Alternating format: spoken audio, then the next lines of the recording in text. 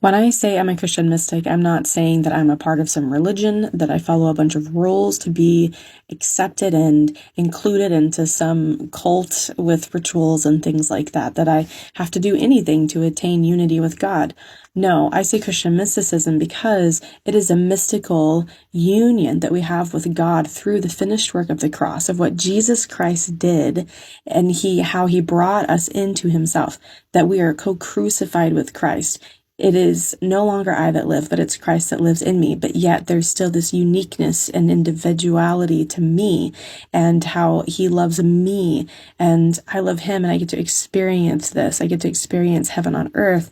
I don't have to wait until I die. And there's so many other people out there that believe this way. But I like to use the word mystic because it intrigues really religious people, and it can really open them up to really thinking about their faith and the scriptures.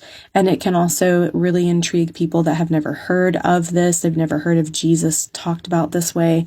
But really, it's everything that Paul talks about. Paul talks about the mystery, the divine mystery of us being included in Christ.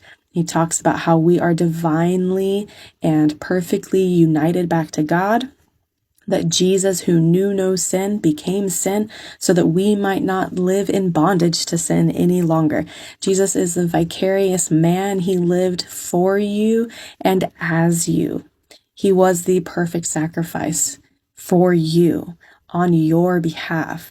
That is a mystical thing, seeing as how he lived 2,000 years ago, died 2,000 years ago, and but yet he also was crucified before the foundation of the world. He's outside of time, and we get to enter into that place of eternity. We get to be seated in heavenly places with him. We get to experience his kingdom of heaven on earth now. We get to be the temple of God. We get to be unified with Jesus. We get to pray for the sick and they can recover.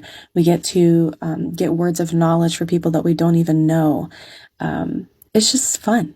It's fun, and it's the gospel, and it's true.